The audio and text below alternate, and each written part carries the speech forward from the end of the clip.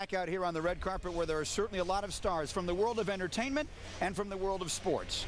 And we, Mike and Mike, here have a nice sample of each of those. Country music superstar Kenny Chesney is here, and his good friend Ch.8, who did a little something, led the New Orleans Saints to a Super Bowl championship this year. And Sean, I want to start with you because of that. So now you climb the mountain, but now you have the target on your back. So what have you done with your team in the offseason to stop that complacency or that, all right, we got the big prize now? Well, you know, I think we've had to adjust the schedule and move things back. I think the locker room and the leadership on our team is strong enough to handle that challenge.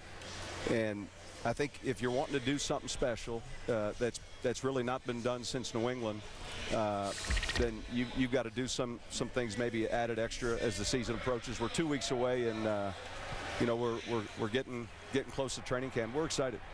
And Kenny, I know obviously great friends with Ch.8, but another great friend of yours was the quarterback of who New Orleans played, and that's Peyton Manning of the Indianapolis Colts. I know he goes out on tour with you for a couple days every now and then. You've already told me he's a lousy singer. But was that difficult at all in the Super Bowl with two friends like that on opposing teams? Well, I got asked that a lot. You know, I just told everybody that I was rooting for Peyton. That was my way out, you know. But I was happy to see Sean in the city of New Orleans win the Super Bowl. And I had a blast at the Super Bowl. Kenny Chesney is not just a sports fan, but he puts his money where his mouth is, or his music where his mouth is, or one way or another. He has a terrific documentary which is out, which is called Boys of Fall, and it's got Ch.8 prominently featured. Get a load of this.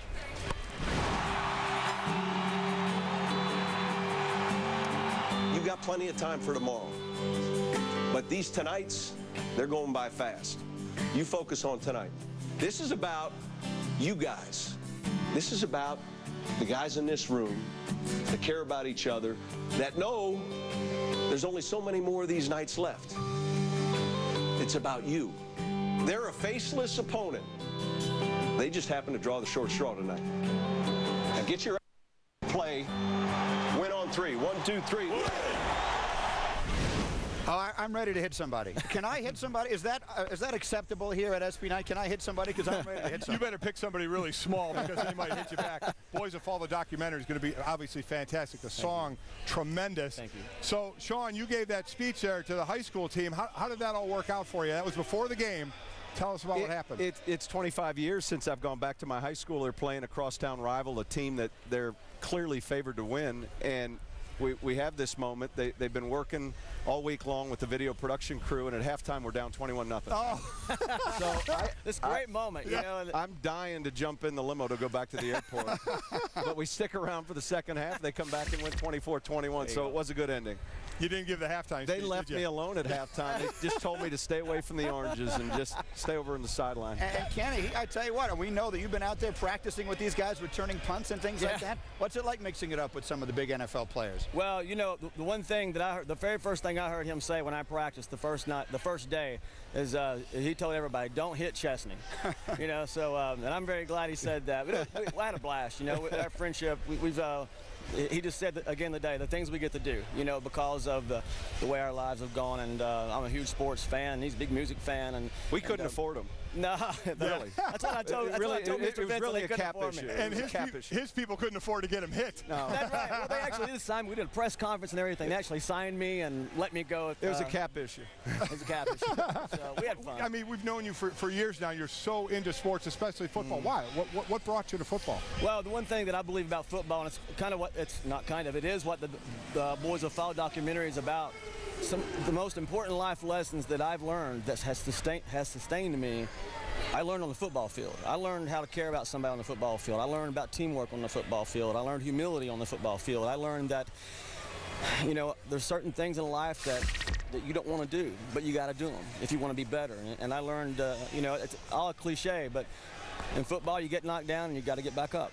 And there's no stronger lesson that I think in life that you can learn about that than in football. And you were a wide receiver, right? I was a very slow, short wide receiver. Yes. Great to have you both here. Kenny, thank you so much. Ch.8, best of luck tonight. The New Orleans Saints nominated for the big award of the night, the ESPY, for Team of the Year. Let's go over to PTI, Michael and John. But the most amazing story and game against the Colts, momentum swings, and it never would change. Now, champs, and one of the most popular champs we've ever had. With everything they've been through in the bio, congrats to both teams who took undefeated regular seasons to a new level. And it is actually our privilege to present the ESPY for NFL Player of the Year to the New Orleans Saints quarterback Drew Brees, the first of what could be several trophies you'll be seeing tonight. What do you think, Drew? Beautiful. Congratulations. Thank you guys very much. How much has your life changed? Everyone knew you were a good quarterback, but to see what your team did this year, what you did, the way you carried the city of New Orleans along with you, how different is your life today than it was at the ESPYs a year ago? Well, it's not different in the way that I live it or approach it, but this offseason has been pretty interesting, just with the number of phone calls and opportunities and just things that have presented themselves. My wife and I and my son have had the opportunity to do some really neat things, and we're just taking it one day at a time, taking it all in stride and hoping that there's much more of it down the road. But obviously we're getting close to the season now, and it's time to start thinking about taking care of business again. There are many that think your son is more popular now than you. I tell you what, no doubt. The picture seen around the world, just a fantastic moment there. But I'll ask you the same thing I asked your coach, Sean Payton, when he was here earlier. Now that you're on top of the mountain, you know, everybody is targeting you.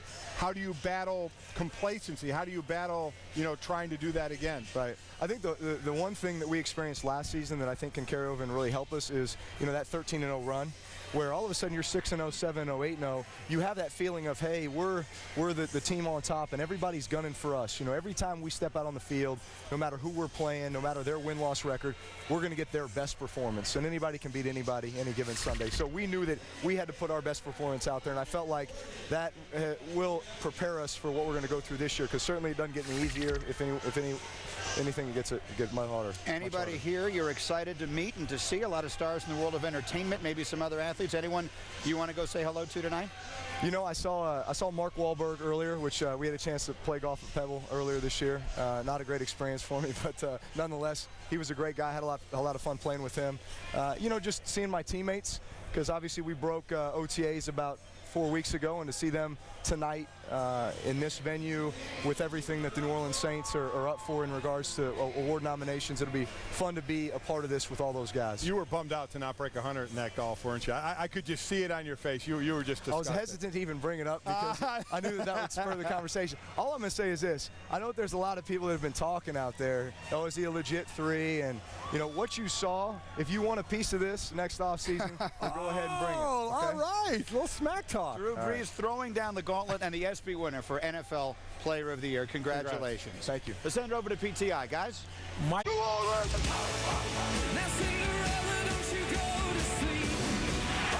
kick to start the second half. The Saints are back in the end zone and back in the lead.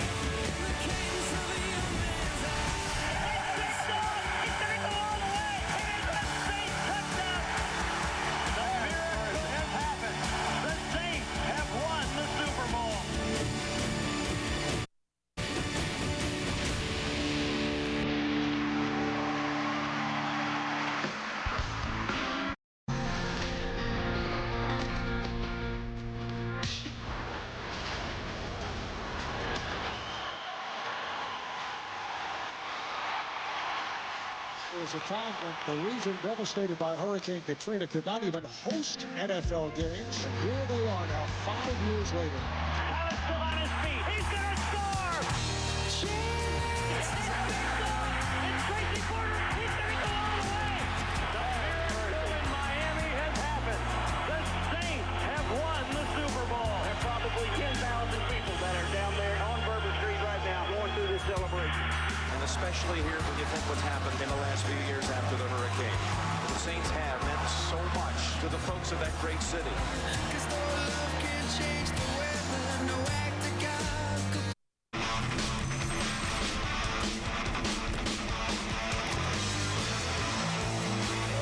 they're having some fun here in 2009.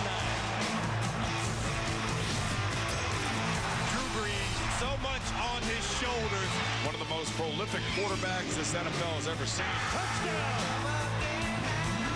Super Bowl MVP. Completed an NFL record 71% of his passes. Hang on. Wait a second.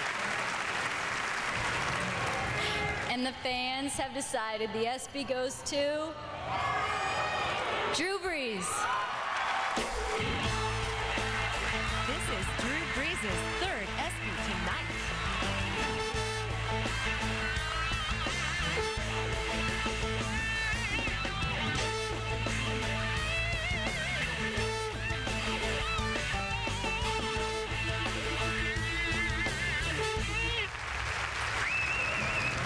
Thank you. First of all, I'd like to say congratulations to the other nominees. It's an honor just to be here. I'd also like to first and foremost thank my wife, my son Balin, who's at home in bed, I hope. My other son, who will be here in 3 months. You're such an inspiration to me. I love you so much. I'd also like to thank all those who have sacrificed so much for me and believed in me along the way. I'd like to thank our head coach, Ch.8. I'd like to thank our general manager, Mickey Loomis, and our ownership, the Benson family. I'd also like to thank my team, the offensive line. They put you guys too far back. You guys should be front row. You deserve it. And I'd also like to thank the Who Dat Nation. We love you. Thank you.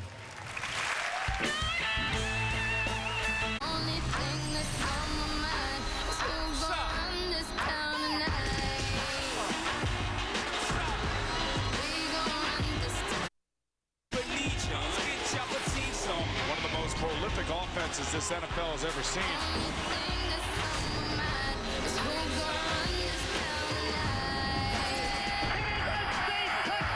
The Vince Lombardi Trophy is in the hands of the New Orleans Saints. We knew that we had an entire city and maybe an entire country behind us, and we just believed in ourselves. My whole team got those.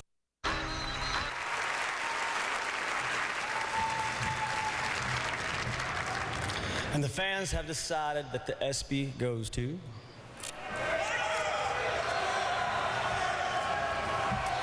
my friends from the French Quarter, the New Orleans Saints.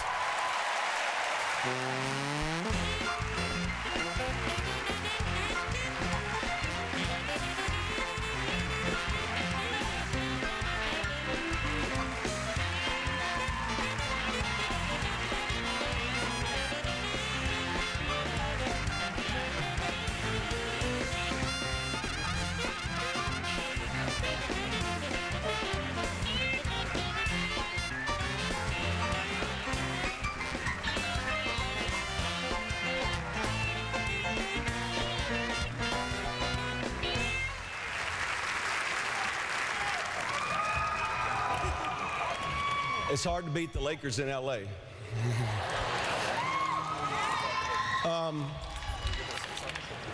On behalf of our team, I'm humbled to be their head coach and sitting here tonight with so many of the other teams we just saw that won the ultimate prize.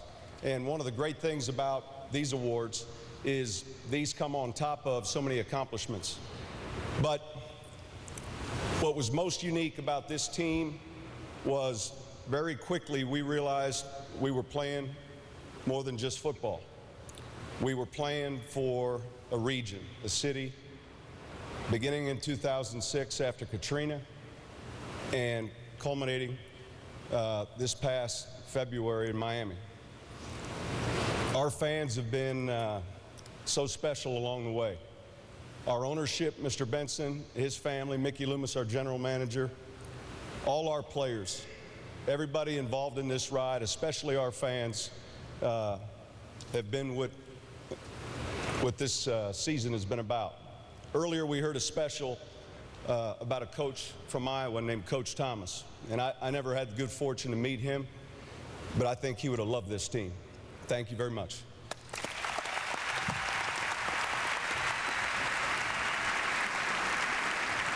Thank you all very much for coming to the 2010 ESPYs. Give it up again to Janelle Monáe. By Firestorm, complete auto care.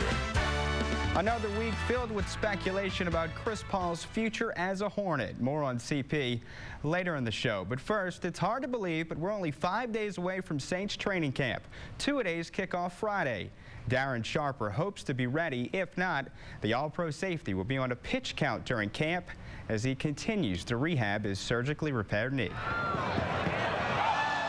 Coming off another Pro Bowl season, Ch.4 had microfracture surgery on his left knee in March. It's feeling well. You know, I could start doing some squats right now and jumping up in the sky for you guys, but I don't think my rehab, the trainers would want me to do that right now. But it's coming along well. You know, it's a process. The thing with the type of injury that I have, you don't necessarily want to rush it. You want to make sure that you're allowed to heal properly. Hopefully, come training camp, I'll be ready to go. Ch.4 has been able to play at a high level because of the way he takes care of his body during the offseason. He even spends time in a hyperbaric chamber. Microfracture knee surgery would have ended the career of most 14-year veterans, but not Ch.4, who's approaching 35. Well, I'm not 35 yet. Soon to be, yes. But, you know, that has a big part to do with it. I think that is extremely why I was able to play through it last year, because I want to say this probably was bothering me the last 2 months of the season. Ch.4 admits he was not playing at the same level late in the year as he was in the beginning of the Saints' magical season. The 14-year veteran enters camp with more competition at his position. Second-year pro Malcolm Jenkins has switched from corner to free safety to learn from Ch.4 and to eventually take his job. For me, it's always competition within myself and always competition with the people that you have around you. Nothing is given to you in this league. I know that each time I come out here on the practice field, I'm competing with the guy in front of me, the guy beside me, and I know the competition is good because once you get to game day, it's the biggest competition you can have. Ch.4 knows he doesn't have too many more games left in the NFL. He signed a one-year deal with the Saints during the offseason after testing the open market in free agency. The light is always towards the end when you're going into your 14th year. I can pretty much predict, unless I have found a youth like Brett Favre has found, to go 14 more years. So I am towards the latter part of my career. I'm excited, and hopefully I can finish my career with the Saints.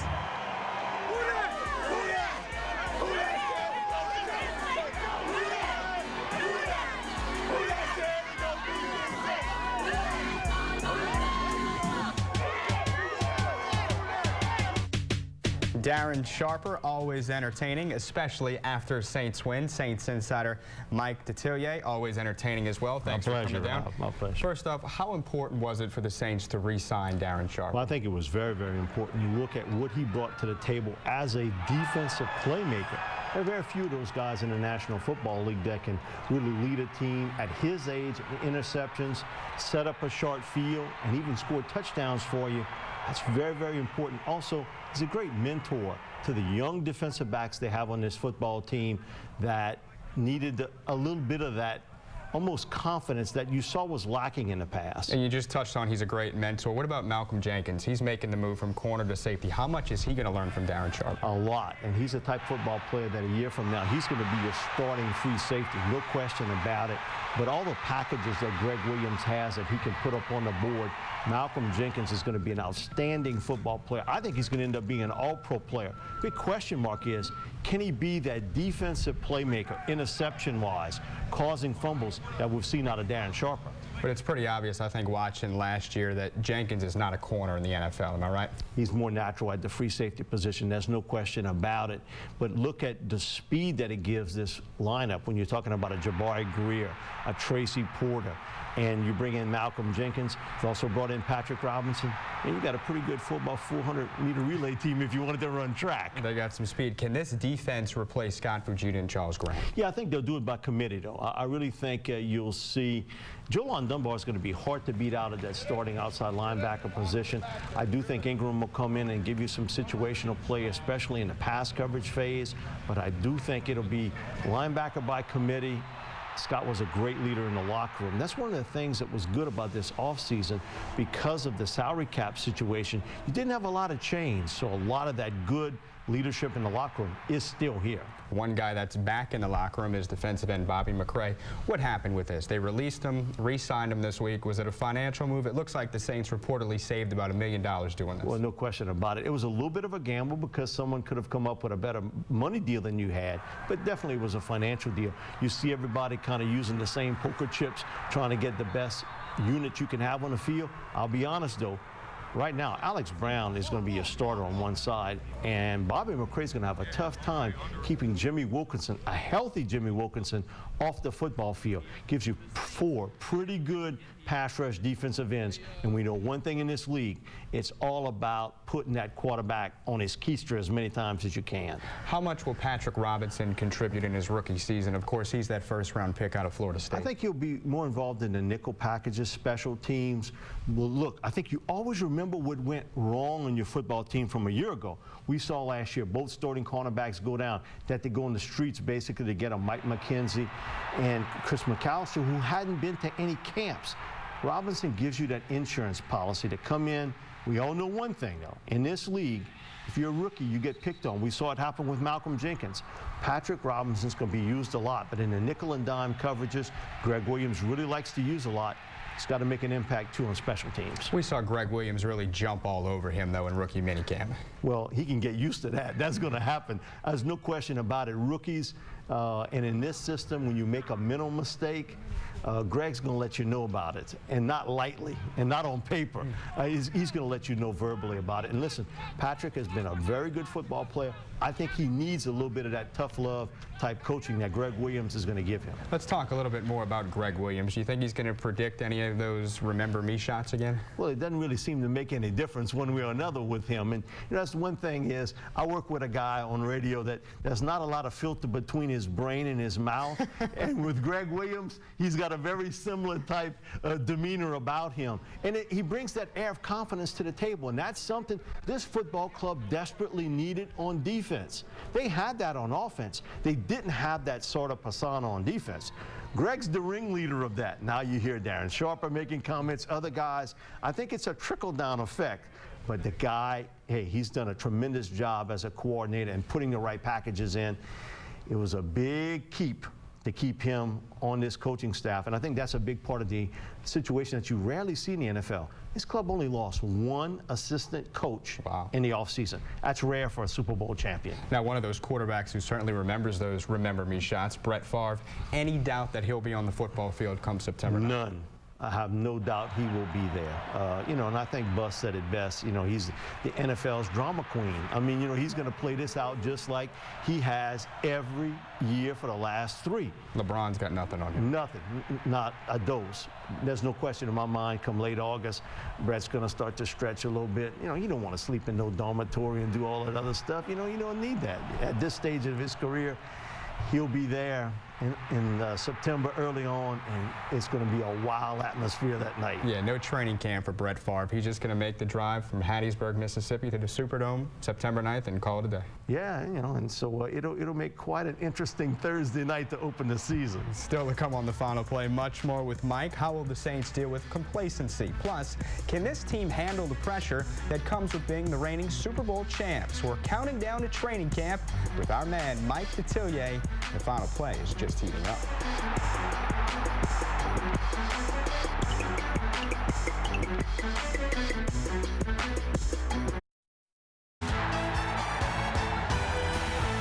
You're watching The Final Play from Fox 8 Sports. Thomas weaving up the 5, and he's in, and the Saints have taken the lead at the Super Bowl. This time they got the catch and the touchdown. Picked off, and it's Tracy Porter taking it all the way. Touchdown, New Orleans. The Saints are going to do it. The Saints looking to become the first team to repeat as Super Bowl champs since the Patriots in 2004. Welcome back to the Final Play, joined now by our Saints insider, Mike Detillier. If you're Sean Payton, what do you tell your club coming off such a magical season, preparing for the upcoming season? Remember what it took to get there. Don't just put last season beside. You know, because that's not a good way to look at it. Know what you sacrificed last year to get to the big show, understanding what it takes to get there. I think a lot of times coaches say, you know, that season, let's put it to rest. I think that's the wrong situation. You got to look at what was the positives of getting you there. And I think insinuate that that has to happen again this season. I talked to Bill Walsh a few years back in the early 2000s and asked him what was the greatest accomplishment he had with San Francisco. And he said, from year to year, we were such a competitive football team. We didn't win the Super Bowl every year, but we were in the hunt. And how difficult it is to keep that way. all about focus, understanding what it takes to get there. I think that's something Sean Payton's going to have to emphasize to this football team. And you bring up focus, certainly a distracting offseason when you think of parades, you think of all these book tours, all these appearances. How do they put that in the past and move forward, and how do they not let that affect them this year? Well, one thing, it didn't give you a lot of time to think about winning the Super Bowl because you were doing something else. It really, Jason Smith, who I work with on ESPN Late Night, brought it up. He really thinks that's going to be a positive for this football team. So many other things that occupied their time, they didn't have time to sit in the back of the limousine and wave to the crowd. They were actually doing other things. Everybody got their uniform and jersey, retired by their high school coach and high school situations, colleges, the book tours. I think that could be a positive thing. But again, it's all about focus and understanding what it takes to get to that big show. Yeah, but it's also about pressure, too. Can this team handle being the reigning Super Bowl champ? Because you know every Sunday they're going to get their opponent's best game. Well, there's no question about that. And that's something that's the unknown. We've seen a lot of Super Bowl champs really crumble under that, but under a different system. And I think this year, because of the limitations some teams were given in the free agency market and some limitation by the players, you're basically coming back with an intact football team, with basically the whole coaching staff coming back intact. That's a real big help because the continuity is there, but also I think it's the pressure you put on yourself. Outside pressure, yeah, you can deal with that. I think it's more of the inside pressure you have to deal with, but that's something about being a champ, handling being a champion. You don't know until you walk down that aisle. You mentioned the coaches are coming back. Well, the leading rusher is coming back as well, although Pierre Thomas is not happy. He agreed to his tender, but he obviously wants a long-term contract. Could he be a holdout come training camp if he does not get that long-term deal? No, he'll be in training camp on time. And the one thing with him, he knew where he came from. This is a guy who was an undrafted rookie free agent, understands he's got to make his money by being a superb football player again. And I've always felt this offense runs better when he is the lead dog at running back. And his running skills, his ability to catch the football coming out of the backfield, he's going to be a big part of this team getting back to the big show. Believe me, he won't be a holdout. He's a good football player, understands it, that he's got to make his money. He's got to prove it out on the football field. No, I'm not saying he needs to get Steven Jackson money, but when you look at this guy, the past 2 years, he was the Saints' leading rusher. NFL standards, he's really not getting paid where he should be among leading rushers on other teams. When do you think they do something? I think you got to do it sometime next year. I think once the new bargaining agreement comes into place, I think you'll see a lot of these guys make those deals. But I think you look at the salary level, look in between what Tampa Bay gave Derek Ward and what the Giants gave Brandon Jacobs. There's an avenue in between those two contracts that you can work with and get him under a long-term deal. Again, he's a big part of that success offensively because I've always felt they run better when he's the guy. One guy who's not going to be back in the backfield, Mike Bell, of course, he went to Philly. Can Lionel Hamilton step up and be that third down back? You know, he looked to be the guy that was emerging late last year, and he brings you that thump, those inside running skills that this team really doesn't have, that big banger back inside between the tackles. I think he's the watch guy. I think one thing you got to give this coaching staff, they've done a great job of developing players. What I want to see in this training camp is the continued development of a Lionel Hamilton, Jonathan Casillas, Rod Harper, all those guys that you saw glimpses of last year that really showed a lot of talent. Can they further develop them, and how quickly the rookies can help? Also, a Jimmy Graham, a Patrick Robinson, probably Charles Brown, Matt Tennant, or more future guys. And does someone emerge? Every year we've seen that rookie free agent. Is it a guy like a Junior Gillette? We brought up a Clint Gresham possibly being a long snapper. That's sort of thing with training camp, you sort out a lot of those details. I think it's going to be Jimmy Graham this year, just seeing what he did in rookie minicamp. Tell us a little bit more about him and what he brings to the Saints offense. Size, athleticism, speed, and you're 6'6" in the red zone, being covered by probably a 5'11", 6-foot safety. Well, I didn't go to MIT, but I do know one thing. You're going to win the law of physics most of those times when you're up against that defender. he brings that to the table early on. I think he'll really be a very good short yardage, short area, red zone receiver until he kind of learns the intricacies of playing tight end from a blocking standpoint. I think that's something that he's going to have to pick up more and more because he's really only had 1 year of organized football at the college level. You don't want to say there's a concern about the kicking game, considering what Garrett Hartley did last year in the NFC Championship and the Super Bowl, but it's not just about the kicker. No, it's not. It's the biggest concern I have going into this season is who's going to end up being the deep snapper, who's going to be the holder. If Mark Brunell's not on this football team, which every indication is there's going to be a new holder here, is it going to be Chase Daniels? Is it going to be Thomas Morstead holding the football for Garrett Hartley? Who's going to be the deep snapper? I think that's going to be a big-time competition between the veteran and Jason Kyle.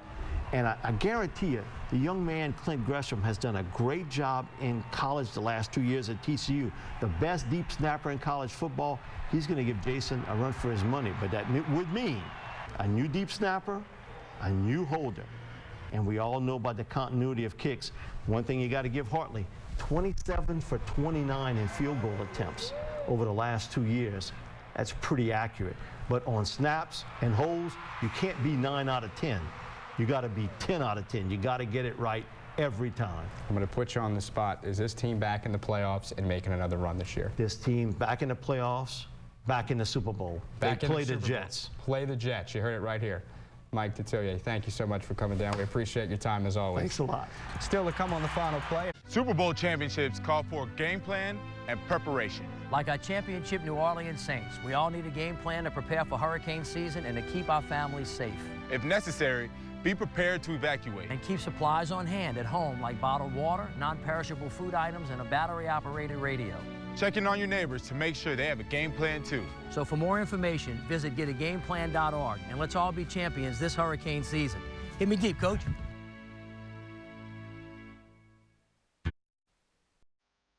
Darren Sharper with his 5th interception of this season.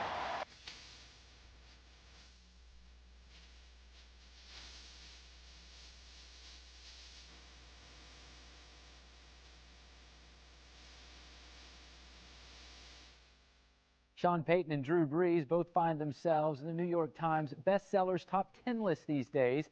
Darren Sharper's propensity for the pick six could eventually put him there as well. Intercepted at the goal line. Picked off by Darren Sharper. Darren Sharper's 9 interceptions in 2009, a testament to not just his talent, but his stringent note-taking as well. Sharper frequently referenced his book during interviews last season.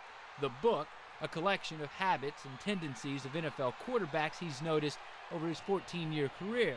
Sharper insists these notes aren't just in his head, that they're all written down and updated constantly. A how-to, if you will, on how to be a Pro Bowl safety in the NFL, and destined perhaps to be the Saints' next bestseller. I got a pretty long book on that, and there has been a thought process to publish that, but I don't know if I can follow up with number 4 and number 8 on a New York bestseller. Sharper is back to add another chapter to that potential prose, re-signing with the Saints after flirting with an unresponsive free agent market this offseason. The limited interest, a product of recent knee surgery that Sharper hopes won't limit him in training camp. The soon-to-be 35-year-old cautiously optimistic he'll be ready July 30th for the Saints' first practice. I hope so. You know, I'm running now. It just comes down to being able to run as fast as you need to run when you go into training camp, and to be able to bounce back and be able to go day after day, day after day, is something that we're working towards right now. All to ensure he's full go for the Saints season opener against the Vikings, a rematch of the NFC title game, and a face-to-face reunion with Minnesota tight end Visanthe Shenko. He and Sharper have engaged in a somewhat playful war of words this offseason. Their Twitter tussle, however, has escalated recently, and whether it's genuine or showmanship, September 9th in the Superdome will definitely have yet another side story to watch. We'll see if it's going to be as much chatter as there's been in the offseason. I'm not one to talk too much during the games, but to see old Shenko, best believe that I will be looking for, if I can remember what number he wears, him early in the game. But the main thing in that first game, regardless of all the stuff and the going back and forth, the badgering and the trash talking, so to say, back and forth, between me and him and a couple other players out there. The main goal is to win that game. And then after the game, I might send out a little tweet just to Shanko to let him know what happened. Welcome to Trash Talk in the 21st century, I guess. We're fortunate enough to be joined by two Saints players who are getting ready for training camp, Roman Harper, Lionel Hamilton. First off, guys, thanks for coming down. All right, Roman, so Sharper's got this thing going on with Visanthe Shanko through Twitter. Ocho Cinco and Tracy Porter now are kind of getting after it a little bit. When are you going to start some Twitter trash? Never. I do good if I can get on and leave like a couple of tweets every now and then, like maybe once or twice a week. So that's about as much tweeting as I'll do. Who's the best trash talker you've ran into? The best trash talker I got to say is probably Hargrove. Keep it clean. What are some of the things he says? No, he keeps it. I mean, he keeps it clean, but I think it's more funny than trash. You know, it's pretty funny. He's a funny guy, but it's trash talk all day on the football field. Who have you run into that's had some of the better ones? You know what? That we go against. I like Steve Smith. Steve Smith says a lot. But, you know, it's usually all in competitiveness. You know, he likes to fire back a little bit, point, get in your face. And it's usually only when he catches the ball and makes a play, but he will pop off and say a couple things. 4 days away from when training camp starts this Friday. I remember last year you guys came out, it really started in the OTAs, that fire of stripping the football, even when the play was done. They had to get old to you guys. What are they still doing that kind of stuff? And are you guys kind of, obviously it worked, it made everyone better, but talk about that competitiveness between you guys that's really hard to maybe get anywhere else. Well, you know what, like you said, for offensively it get kind of old. But you know what, it really does help the offense out. It helps us out making sure we keep the ball up, making sure we keep the ball tight. And we've still been doing that. We've still been doing that. The only thing, it gets a little rough when, you know, probably about 2 minutes after the bell ring, you know, they're still trying to strip that ball. So, you know. Jabari Greer said that there's something else up their sleeve, up the defense's sleeve this year that's going to aggravate them. Can you let us in what it might be? Of course not. It wouldn't be a secret anymore then. You know, it's a very competitive nature out there, especially at practice. We have the #1 offense in the league, and so we use them every day as a defense. So we go out. It's good to compete against those guys. We're always pulling and tugging on training those guys, trying to get the ball out. And you know, it works on them. You know, they got to keep it tight, like you said, and it gives us a continued practice trying to get it out. And you should see it's like a celebration when we finally get one of them out. Yeah, it never really happens against some of the starters now because they're used to it, and they just always hold it tight. It doesn't even matter because somebody poke it out from behind or something. But we can get one of those young guys to let it go every now and then. So it's a pretty fun thing. Hey, speaking of celebration, you guys, as hard as training camp is, you got to celebrate that you're not going up to Jackson anymore, right? Oh my gosh, that is the devil's land out there. It's terrible. It's real hot, man. And I think the worst part about it was the turf outside. It'd be baking, and it seemed like it's melting the bottom of your shoes, and we'd be out there on that. And then you have to go over the hill to go back down another hill to practice at the bottom. It was, you walked 300 yards before you even started practice. But there's got to be a red badge of courage though that comes with guys on this team that experienced Millsaps, right? I mean, you look at guys that never had to go to Millsaps, you're like, you don't know what you're going through. It is a little bit too. I remember times we would just pray it'd be raining. We'll pray for a storm, you know. So never did. So it did a little bit, but I mean, it never did how we wanted to go. So I mean, it's definitely one of those moments you'll never forget, you know. Let's talk about life as a Super Bowl champion. The off-season probably a little bit more different than anyone you've ever had before. Roman, I know you spent some time. It comes with risk because you spent some time in California. Went through what, 2 earthquakes? Yeah, man. Well, actually 3, but I slept through. I slept through 2 of them. You know what I mean? I never even got to feel them. One of them was about 4 o'clock in the morning, and I'm not gonna say if I was up or not. But and then another one was in the afternoon. I slept through 2 of them. The third one I felt a little bit, but it was way out, like 45 miles away. So it was definitely an experience. I've never been in an earthquake. It was the ground just rumbles a little bit. It's telling something totally different. Train being from California, he probably knows know all about the airline. Big deal. It was, yeah, but in Alabama we get tornadoes and hurricanes. Well, hey, we asked some viewers to tweet in their questions and to go online to WWLTV.com to ask you guys some questions. So I'm going to start off with you. This is a pretty good question. This comes from Wiggly1000. He says, Roman, I have a bet with a close friend. Who was at fault in the Super Bowl on the Manning touchdown pass when Usama had short coverage and you had deep coverage? Be honest. Thanks for a great championship. Let's do it again. You know what? I can't. It was a team. You know what? It was my call. So I got to make the call right. So I'll take it. It's on me. All right. We got one from Big Henry and Eric for Lionel. Is it your time to shine? It's kind of opened up a little bit for you there in the backfield. Yeah, it has. With Mike going to Philly, I definitely got promoted. So it's you know what? It's up to God. You know, I really feel like it is though. I feel like, you know, I put in a lot of work, and then I'm excited. I'm excited for the next season coming up. I'm excited to be out there on the field. So I'm excited like a lot of the people are too. All right, and I'm probably getting a little bit of trouble. My wife's an LSU grad, but one of the questions that was asked for you of Twitter was, what can it be any better, Alabama and the Saints winning a national championship and a Super Bowl in the same year? I know you got to listen to this answer too. So first off, roll tide. Second of all, it doesn't get much better than winning a national championship. And actually, me being there in person, there in the Rose Bowl over in Pasadena was great. I was on the 50-yard line, right up, nice, perfect view when we struck Mr.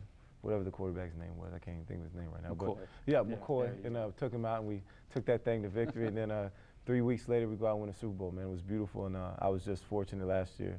Even my Lakers did it again, so it was nice.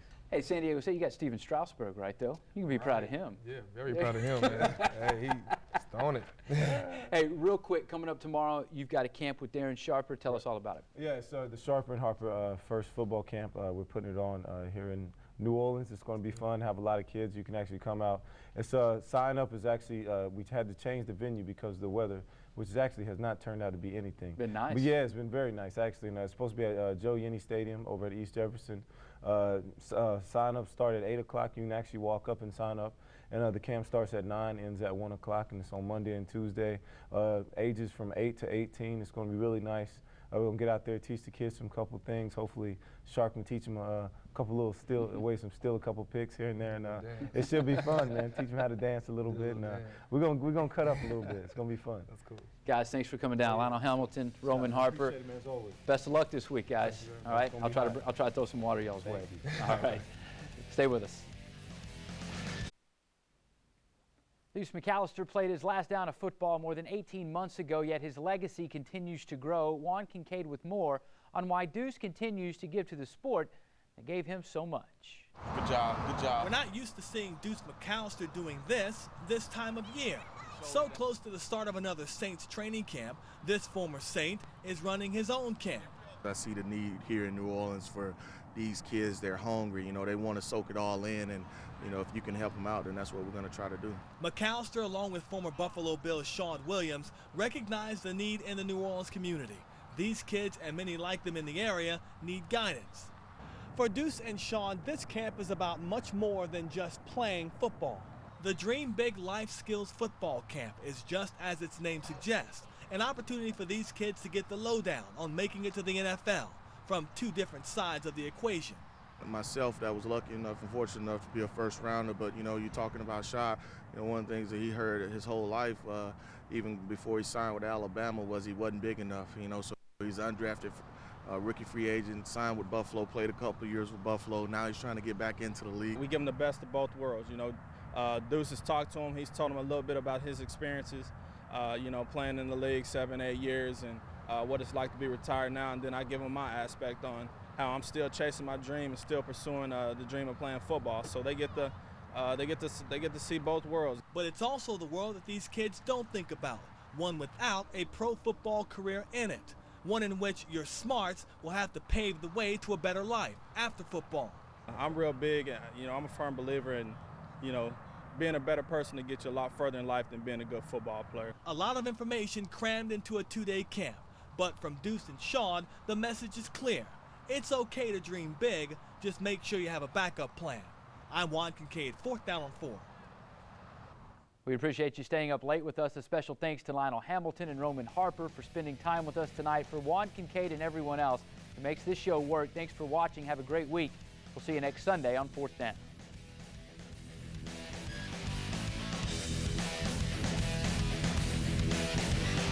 It's the